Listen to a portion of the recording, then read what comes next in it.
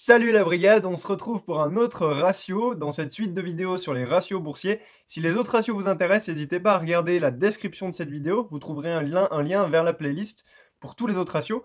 Donc on va parler ensemble du ratio cours sur chiffre d'affaires ou capitalisation boursière sur chiffre d'affaires. On verra en 1 ce que c'est, ensuite on verra en 2 les calculs de ce ratio, en 3 on verra à quoi ça sert et vous verrez il y a un exemple surprenant. En 4, on verra les inconvénients et les limites de ce ratio. Et en 5, on verra où le trouver et comment le calculer à partir de documents financiers. Le ratio cours-CA, c'est quoi?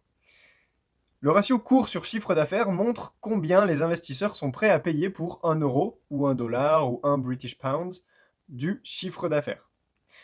Chiffre d'affaires, c'est le montant d'argent reçu provenant de la vente de biens ou services. Alors en anglais, États-Unis, vous trouverez le mot sales, et en anglais, Grande-Bretagne, vous trouverez le mot turnover. Voici les autres noms du ratio cours sur chiffre d'affaires.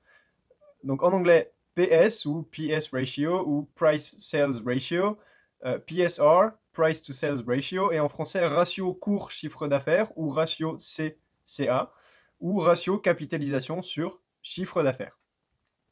Au niveau des calculs, donc vous avez le plus simple, PSR pour price to sales ratio égale capitalisation sur chiffre d'affaires. La capitalisation, c'est la valeur de marché de l'entreprise. Donc c'est le nombre d'actions fois le prix de l'action. En règle générale, la période utilisée pour le chiffre d'affaires sont les 4 derniers trimestres ou l'année fiscale la plus récente. Si par exemple on est en 2017, ce sera l'année 2016. Vous pouvez également retrouver un ratio cours sur CA basé sur le chiffre d'affaires prévisionnel d'une entreprise pour l'année en cours ou l'année prochaine, par exemple.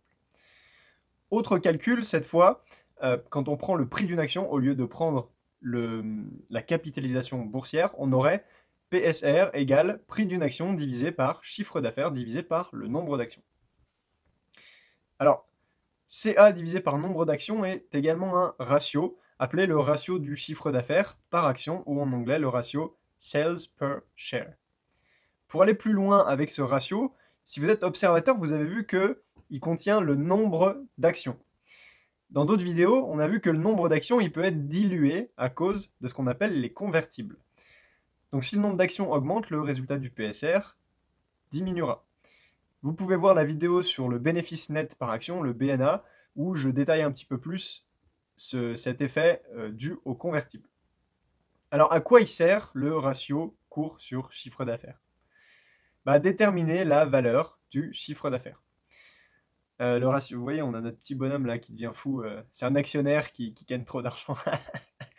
Alors, le ratio cours sur chiffre d'affaires montre combien les investisseurs sont prêts à payer pour 1 euro ou 1 dollar ou 1 pound du chiffre d'affaires. On va prendre un exemple. Les bretzels de Marcel. Chiffre d'affaires 42 milliards 636 millions. Elles vont beaucoup de bretzels, Marcel, il faut le dire. Nombre d'actions 502 millions et cours de l'action 245,4.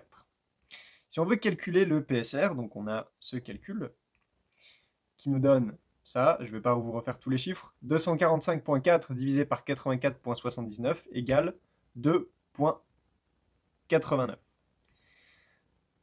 Donc, un investisseur qui achète une action des bretzels de Marcel est prêt à payer 1 euro pour 2,89 € du chiffre d'affaires. Autrement dit, les 2,89 € du chiffre d'affaires des bretzels de Marcel coûtent 1 euro. En règle générale, donc pour l'interpréter, en règle générale, plus le résultat du ratio est bas, plus l'investissement va être considéré comme une bonne affaire et ayant un fort potentiel à la hausse. Inversement, un ratio trop élevé peut signifier que l'entreprise est surévaluée et que le potentiel de hausse est réduit. Bien sûr, il faut comparer les entreprises évoluant dans le même secteur, mais même là, il faut se méfier des comparaisons trop rapides. Les structures, gestion des coûts, bénéfices, etc. de chaque entreprise sont différents. On retrouve notre ami la balance qui va nous expliquer les effets du numérateur et du dénominateur sur le résultat du ratio. Alors, si la capitalisation augmente, le ratio augmente. Vous voyez, je l'ai mis en jaune, c'est pas en rouge. Ça veut dire que voilà, il faut faire plus de recherches pour savoir si c'est positif ou négatif. Pareil, le chiffre d'affaires diminue, le ratio augmente. Maintenant, si la capitalisation diminue, c'est pour le ratio plutôt une bonne chose, donc il diminue. Chiffre d'affaires qui augmente, pareil, le ratio diminue. Alors, attention, c'est ce que je vous disais, une capitalisation. J'ai l'impression que je fais un raccourci sur le mot capitalisation. Une capitalisation qui augmente n'est pas nécessairement mauvais signe. Pour le chiffre d'affaires, il est à interpréter en fonction de la période ou de l'entreprise que vous analysez. Ok, donc on va voir cette fois un exemple surprenant, avec des noms magnifiques. Les hyperscopes de Pénélope, me demandez pas ce que c'est un hyperscope, hein, j'ai inventé le mot, et les télescopes de Parthénope. Voilà les différentes données qu'on a sur les hyperscopes de Pénélope. Maintenant, sur les télescopes de Parthénope, on voit que quasiment tout est similaire. Nombre d'actions, cours de l'action, bénéfices, BNA, PER. Les différences, c'est au niveau du chiffre d'affaires. Donc quand on calcule notre ratio capitalisation sur chiffre d'affaires, pour les hyperscopes de Pénélope, on trouve 2,5. Et là, pour les télescopes de Parthénope, on trouve 0,31. Donc disons que les télescopes de Parthénope, avec son 0,31, il n'a jamais fait d'effort sur la réduction des coûts et qu'ils veulent maintenant les réduire. Ils arrivent à faire une économie de 1 million, élevant leur bénéfice à 3 millions. Vous vous rappelez, c'est ceux qui... Je vais vous remettre le tableau 2 secondes. Hop, c'est eux là, à droite. En fait, ils ont 80 millions de chiffre d'affaires et eux, ils n'ont que 10 millions. Mais ils font un bénéfice qui est similaire. Ok ? Donc voilà, ils arrivent à faire une réduction des coûts de 1 million. Donc leur bénéfice s'élève à 3 millions. Si toutes les autres données restent les mêmes, les ventes, etc., on va dire que oui. Le nouveau BNA serait de 3 millions divisé par 5 millions égale 0,6. Donc un PER de 5 divisé par 0,6 égale 8,3. On se rappelle que là, le PER, vous voyez qu'il est à 12,5. Donc s'il diminue, les investisseurs, ils devraient voir cette anomalie. Et voilà, je le dis ici. Les investisseurs remarquant ce faible PER et comprenant que l'entreprise, les télescopes de Parthénope, réduit ses coûts, vont se mettre à acheter le titre pour corriger cette anomalie. Quand je dis anomalie, je parle du PER qui a été réduit. Pour remonter à un PER de 12,5, le prix de l'action doit monter à 7,5 euros, soit une plus-value de 2,5 euros par action. Bien sûr, aucune garantie que le prix de l'action remonte, et ce n'est qu'un exemple grossier, mais ça illustre la marge de manœuvre qu'une entreprise avec un faible ratio cours sur chiffre d'affaires, elle a, par rapport à une entreprise avec un ratio élevé. Et pourtant, on voit que leur PER était similaire. Alors, le chiffre d'affaires, il est difficilement manipulable. C'est un des avantages. Donc le chiffre d'affaires est une donnée comptable brute. Il est difficile de le manipuler comptablement et de faire dire aux chiffres ce qu'ils ne veulent pas dire. Entre le chiffre d'affaires et le résultat net, donc vous vous rappelez, le chiffre d'affaires est en haut, et plus on descend, plus on arrive vers le résultat net. Il se passe plein d'étapes entre ces deux, et la comptabilité étant complexe, certaines entreprises n'hésiteront pas à classer certaines dépenses ou entrées d'argent différemment pour se présenter sous leur meilleur jour. Il peut aussi servir à évaluer des entreprises sans bénéfice. Il peut parfois être difficile d'analyser une entreprise qui ne réalise pas ou pas encore de bénéfices, manque de ratio, manque de prévision, etc.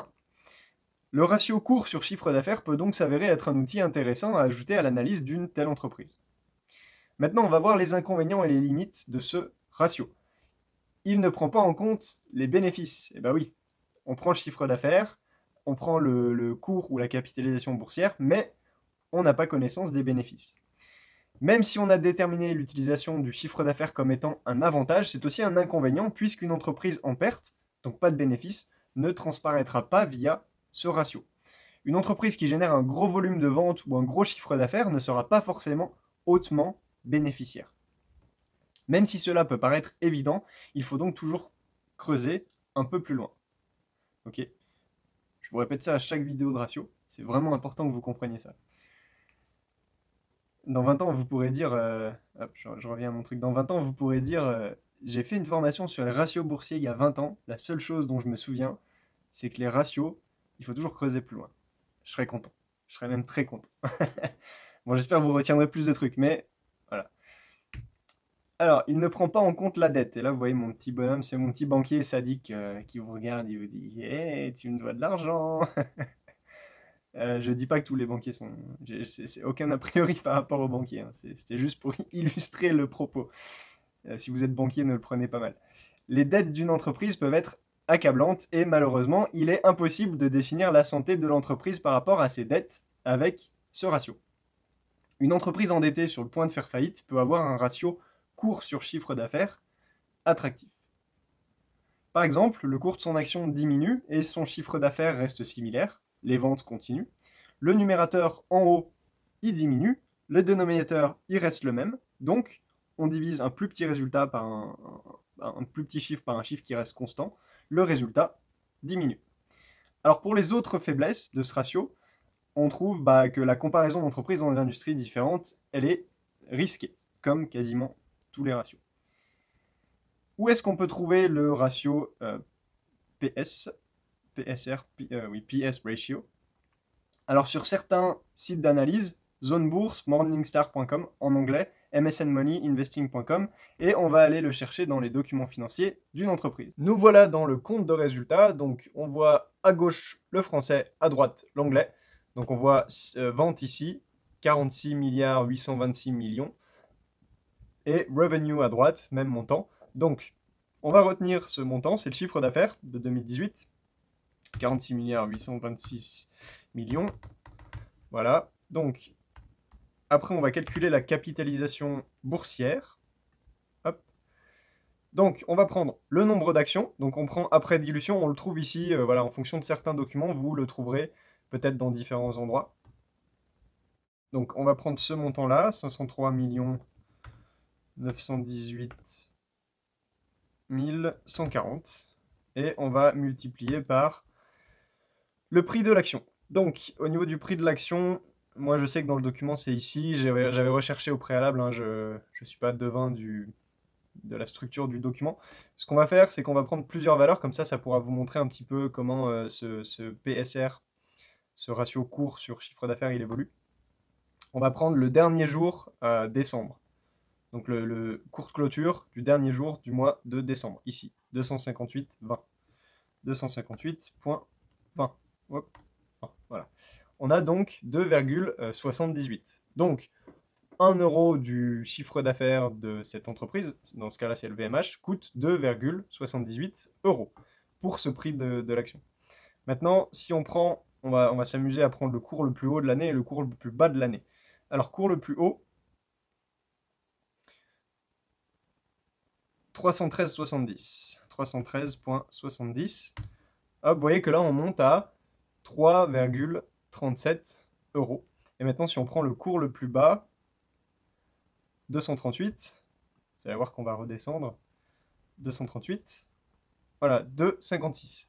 Voilà, aussi simplement que ça, vous pouvez calculer le ratio capitalisation boursière sur chiffre d'affaires. Alors, pour le cours sur chiffre d'affaires, disons qu'on garde, on va prendre 258,20. Ok, 258,20. Ensuite, on va retourner dans le compte de résultats.